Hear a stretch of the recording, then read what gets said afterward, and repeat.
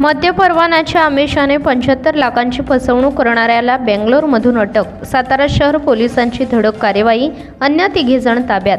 चंद्रपूर जिल्ह्याचा मद्य परवाना तुमच्या नावावर करून देतो अशा भूलथापा देऊन तब्बल 75 लाखांची फसवणूक करणाऱ्या आणि 6 वर्षांपासून फरार असणाऱ्या अट्टल गुन्हेगाराला सातारा शहर पोलिसांच्या गुन्हे प्रकटीकरण शाखेने बेंगलोर येथे कार्यवाही करून अटक केली आहे.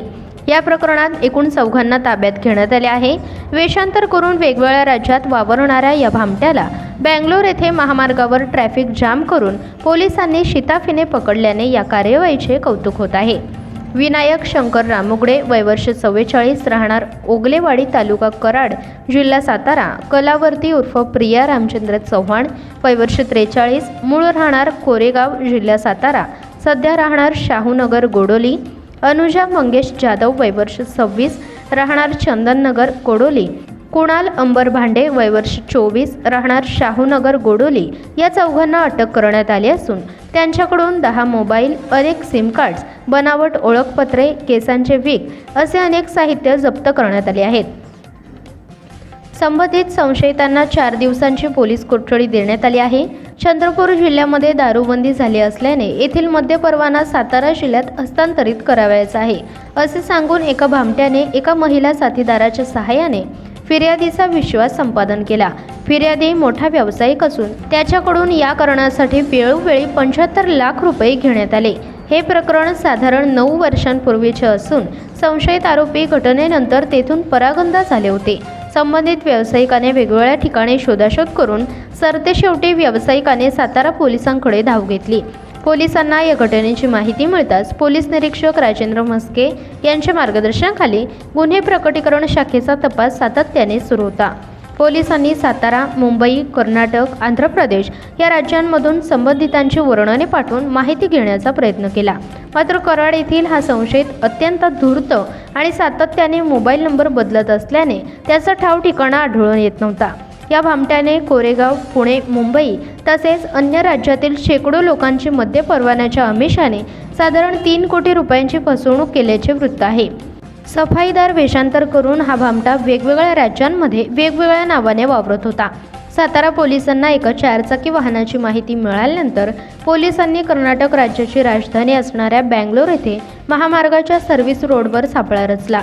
रामुगडे यांची इनोव्हा कार सर्व्हिस रोडने जात असताना पोलिसांनी ट्रॅफिक जाम करून त्याला ताब्यात घेतले. त्याच्या चौकशीत कलावती चव्हाण या महिलेचे नाव पुढे आले. तिला पुणे येथून अटक करण्यात आली आहे. त्यांना मदत करणाऱ्या अन्य अनुजा जाधव व कुणाल भांडे यांनाही अटक करण्यात आली आहे. या संशयितांकडून अपहार केलेल्या रकमेच्या अनुषंगाने अधिक तपास सुरू आहे.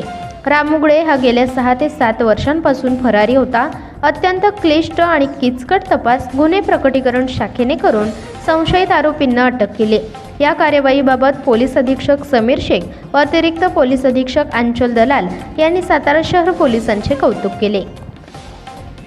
सातारा शहर पोलीस स्टेशनला गेले 2 वर्षापूर्वी एक वाईन शॉपचं लायसन मिळवून देतो असं म्हणून एक गुन्हा दाखल होता 420चा. या गुन्ह्यामध्ये 1-2 आरोपी प्रथमदर्शनी निष्पन्न झाले होते, रामगोडे आणि चव्हाण, कलावती चव्हाण म्हणून. यामध्ये त्यांनी जवळजवळ कोट्यावधी रुपये घेऊन तुम्हाला लायसन्स, वाईन शॉपचं लायसन्स मिळवून देतो, चंद्रपूरमध्ये आता सध्या दारूबंदी आहे, तेथील लायसन्स तुम्हाला मिळवून देतो असे सांगून जवळजवळ 3-3.5 कोटी रुपयाला यांनी वेगवेगळ्या ठिकाणी फसवणूक केलेली आहे. आत्तापर्यंत आमच्या तपासात निष्पन्न झालेला आहे. तसेच त्यांनी जवळ हैदराबाद असेल, तेलंगणा असेल, गुजरात असेल ह्या ठिकाणी देखील काही लोकांना फसवणूक केलेली आहे. कारण आता त्यांचे जे काही फोन वगैरे आमच्याकडे येतात, आम्हाला देखील असंच फसवलं आहे वगैरे ते तिकडले लोक सांगतात. त्यांनाही आम्ही सांगितले की तुम्ही तुमचे गुन्हे दाखल करा. आणि अशाच पद्धतीचा गुन्हा कोरेगाव पोलीस स्टेशनला पण दाखल आहे, कामोठा, नवी मुंबई या ठिकाणी पण दाखल आहे. सेम गुन्हा दाखल आहे आणि ते तेव्हापासून फरार आहेत. जवळजवळ 13-14 मोबाईल हे वापरतात, स्वतःचं सिम जवळ ठेवत नाहीत, दुसऱ्याच्या नावावर, आउट ऑफ स्टेटच्या व्यक्तीच्या नावावर सिम असतं. त्यामुळं तपासात फार अडचणी होत्या आणि मोबाईल सारखे चेंज करायचे, एका ठिकाणी राहत नव्हते. आत्तापर्यंत ते जवळजवळ लॉजिंगवरच राहिलेले आहेत आणि डुप्लिकेट आधार कार्ड त्यांनी बनवलेलं आहे, ते देखील आम्ही प्राप्त मिळालेलं आहे आम्हाला. आणि असंच ते बेंगलोरला आहे अशी आज आम्हाला एक खात्री झाली आणि त्या ठिकाणी हा किया गाडी घेण्यासाठी गेला होता. त्याच्या आधारे त्या ठिकाणी तो गेला, त्या ठिकाणचा नंबर एक लिफ्ट झाला. त्या ठिकाणी एक गोल्डन कलरची इनोवा गाडी आहे एवढंच आम्हाला समजलं होतं. त्याच्या आधारे काही ठिकाणी गोल्डन कलरच्या गाड्या सी टाईपचं लोकेशन आल्यानंतर गोल्डन कलरच्या गाड्या कुठं आहेत त्या एरियात ती पाहिलं असता एका ठिकाणी गोल्डन कलरची गाडी निष्पन्न झाली. त्या ठिकाणी तो 7च दिवस झाले राहण्यास होता. त्याच्या आधारे त्याला त्याचा पाठलाग करून ओरिजिनल म्हणजे रिअली पाठलाग करून त्याला त्या ठिकाणी पकडलेलं आहे. त्यावेळी हे दोघंही सापडलेले आहेत आम्हाला आणि त्यांच्याकडनं त्याच वेळी जवळजवळ 14 ते 15 मोबाईल आमच्याकडं हस्तगत झालेले आहेत. काही सिम मिळालेले आहेत, काही डुप्लिकेट आधार कार्ड पण त्यांच्याकडे मिळून आलेले आहेत. तर अशाच पद्धतीचे गुन्हे त्यांनी अजून केले असण्याची शक्यता आहे. जर कोणी असे केले असतील अशा पद्धतीचे गुन्हे तर त्यांनी सातारा शहर पोलीस स्टेशनशी तात्काळ संपर्क साधावा, त्याची नोंद घेण्यात येईल. सर, नेमकं प्रकारची मोडस काय तुम्हाला आढळून येते ह्या गुन्ह्यात? त्यामध्ये तो फक्त वाईन शॉपचं लायसन मिळवून देतो. माझ्या ओळखी चांगल्या ठिकाणी आहे आणि मोठमोठ्या हॉटेलमध्ये 5 स्टार हॉटेलमध्ये मिटिंगा करतो. लोकांना ते खरं वाटायचं, त्याच्या आधारे लोक फसली जायचे.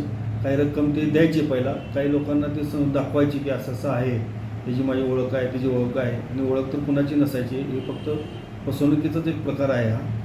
अशा पद्धतीने त्यांनी त्या फसवणूक केलेली आहे. एकूण किती रुपयाची फसवणूक सातारा आत्तापर्यंत झाल्याची? आमच्या तपासात 3.5 कोटी रुपयाच्या आसपासची फसवणूक झाल्याचं निष्पन्न झालेलं आहे. अजून बऱ्याच ठिकाणी जो बाहेरच्या स्टेटमध्ये जर तेलंगणा असेल, इकडं आंध्र असेल, गुजरात असेल, ह्या ठिकाणी देखील लोक फसल्याची दिसत आहेत. काही त्यांचे नंबर देखील आमच्याकडे प्राप्त झालेत ज्या लोकांना फसवलेत, कारण त्यांना सारखे फोन येतात, तुम्ही आमचे पैसे परत कधी देणार.